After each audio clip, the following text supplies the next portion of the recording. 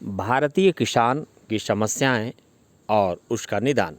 विषय बिंदु भूमिका, किसानों की दयनीय स्थिति, सुधार के सरकारी प्रयास, कृषि संबंधित जानकारियों पर बल, रोजगार गारंटी योजना, किसान क्रेडिट कार्ड, उपसंहार। भूमिका, कृषि आधारित अर्थव्यवस्था की धुरी है। देश की कुल श्रम शक्ति का आधे से अधिक भाग कृषि एवं इससे संबंधित उद्योग धंधों से अपनी आजीविका कमाता है। ब्रिटिश काल में भारतीय कृषक अंग्रेजों एवं जमींदारों के जुल्म से परेशान एवं बेहाल थे। स्वतंत्रता के बाद उनकी स्थिति में काफी सुधार हुआ, किंतु जिस तरह कृषकों के शहरों की ओर पलायन एवं उनकी आत्महत्या की खबरें लिखने, सुनने, पढ़ने को मिलती हैं, उससे यह स्पष्ट होता है कि उनकी स्थिति में आज भी अपेक्षित सुधार नहीं हो सका है। स्थिति इतनी विकट हो चुकी है कि कृषक अपने बच्चों को आज कृषक नहीं बनाना चाहता। किसानों की दयनीय स्थिति। भारतीय कृषक अत्यंत कठोर जीवन जीते हैं। अधिकतर भारतीय कृषक निरंतर घटते भू क्षेत्र के कारण गरीबी रेखा से नीचे जीवन यापन कर रहे हैं। दिन रात खेतों में परिश्रम करने के बाद भी उन्हें तन ढकने के लिए समुचित कपड़ा नसीब नहीं हो पाता। जाड़ा हो या गर्मी, धूप हो या बरसात, उन्हें दिन रात बस खेतों में ही परिश्रम करना पड़ता है। इसके बावजूद उन्हें फसलों से उचित आय की प्राप्ति नहीं हो पाती। बड़े बड़े व्यापारी कृषकों से सस्ते मूल्य पर खरीदे गए खाद्यान्न, सब्जी एवं फलों को बाजारों में ऊंची दरों पर बेच देते हैं। इस प्रकार कृषकों का श्रम लाभ किसी और को मिल जाता है और किसान अपनी किस्मत को कोसता है। किसानों की ऐसी दयनीय स्थिति का एक कारण यह भी है कि भारतीय कृषि मानसून पर निर्भर है और मानसून की अनिश्चितता के कारण प्राय कृषकों को कई प्रकार की कठिनाइयों का सामना करना पड़ता है। समय पर सिंचाई नहीं होने के कारण उन्हें आशानुरूप फसल की प्राप्ति नहीं हो पाती। ऊपर से आवश्यक उपयोगी वस्तुओं की कीमतों में वृद्धि के कारण कृषकों की स्थिति और भी दयनीय हो गई है। उनके सामने दो वक्त की रोटी की समस्या खड़ी हो गई है। कृषि में श्रमिकों की आवश्यकता साल भर नहीं होती, इसलिए साल के लगभग 3-4 महीने कृषकों को खाली बैठना पड़ता है। इस कारण भी कृषकों के गांवों से शहर की ओर पलायन में वृद्धि हुई है।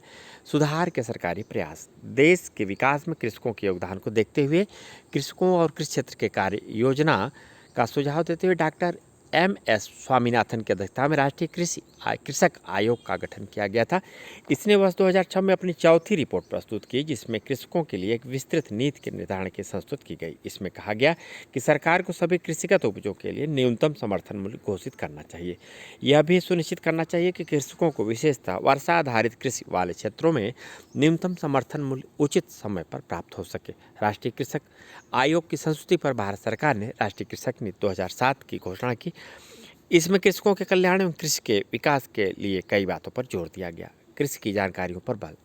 आज से 1.5-2 दशक पूर्व तक कृषकों को फसलों, खेती के तरीकों एवं आधुनिक कृषि उपकरणों के संबंध में उचित जानकारी उपलब्ध नहीं होने के कारण खेती से उन्हें उचित लाभ नहीं मिल पाता था। इसलिए कृषकों को कृषि संबंधी बातों की जानकारी उपलब्ध करवाने हेतु वर्ष 2004 में किसान कॉल सेंटर की शुरुआत की गई। कृषि संबंधी कार्यक्रमों का प्रसारण करने वाले कृषि चैनल की भी शुरुआत की गई। केंद्र सरकार ने राष्ट्रीय ग्रामीण विकास बैंक के माध्यम से देश के ग्रामीण क्षेत्रों में रूरल नॉलेज सेंटर्स की भी स्थापना की है।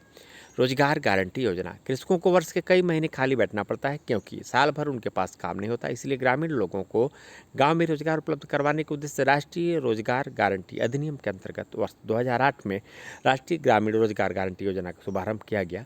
2 अक्टूबर 2009 से राष्ट्रीय ग्रामीण रोजगार गारंटी अधिनियम का नाम बदलकर महात्मा गांधी राष्ट्रीय ग्रामीण रोजगार गारंटी अधिनियम कर दिया गया है।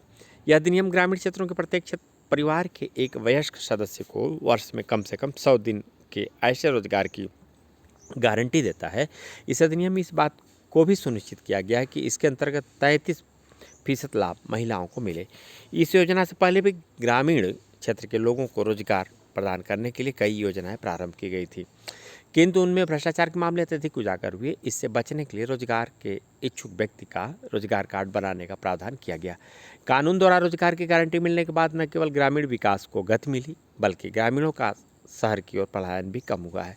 किसान क्रेडिट कार्ड। कृषकों को समय समय पर धन की आवश्यकता पड़ती है।